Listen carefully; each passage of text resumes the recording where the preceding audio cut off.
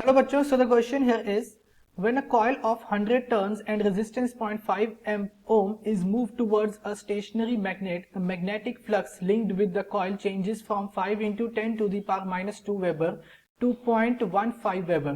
Find the charge flowing through the coil during this motion. तो इस पूरे motion के दौरान कितना चार्ज फ्लो किया होगा इस कॉइल के अंदर, हमने ये फाइंड करना है.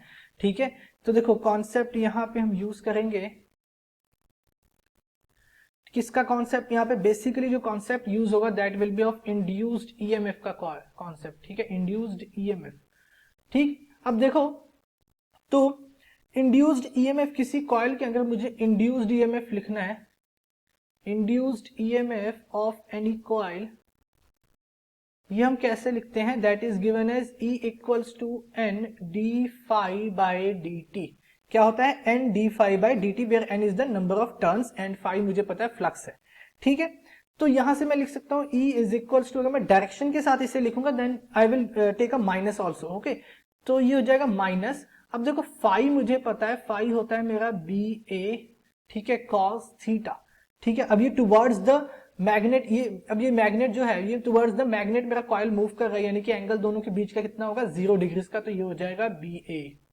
ठीक है, क्या आ जाएगा ये बी ए. ओके, अब देखो नेक्स्ट चीज पे मूव करते हैं यहाँ पे.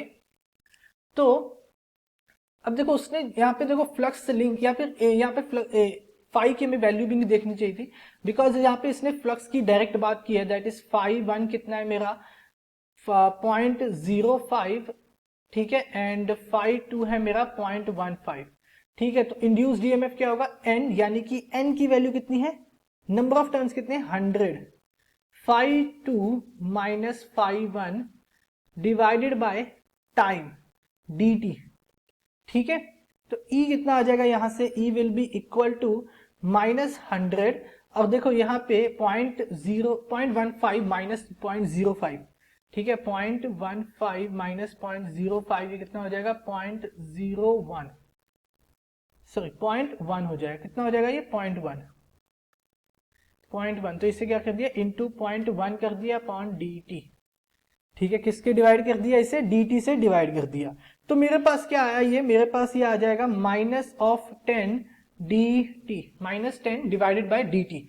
अब करंट की अगर बात करूं उस कॉइल के अंदर कितना करंट होगा, तो करंट कितना लिखेंगे हम, current I will be equal to mod of E divided by R. मैंने मॉड इसलिए लिया बिकॉज यहाँ पे माइनस जो शो कर रहा है that is showing the direction. ठीक है, डायरेक्शन में बाद में निकालूंगा, बट मुझे इनिशियली क्या चाहिए, मैग्नीट्यूड. मैं फाइनल स्टेज में माइनस लगा के डायरेक्शन का भी देख लेंगे हम. ठीक है, तो मुझे इनिशियली मैग्नीट्यूड चाहिए. अब E की वैल्यू क्या है, 10 बाई डी टी, तो ये पुट किया 10 divided by D T divided by R. R कितना है यहाँ पे 0.5, तो ये कितना हो जाएगा 20 बाय डी टी. कितना आ जाए 20 बाय डी टी. अब देखो तो करंट में क्या लिखता हूं, ठीक है, करंट क्या होता है,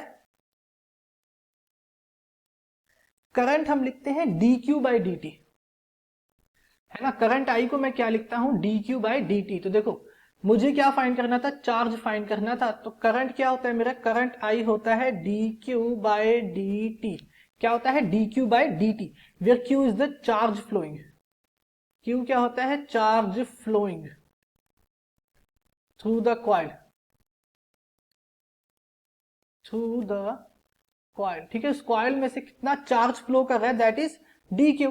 ठीक है, अब आई की वैल्यू क्या थी, 20 बाई डी टी इक्वल किसके था, D q by d T, है ना.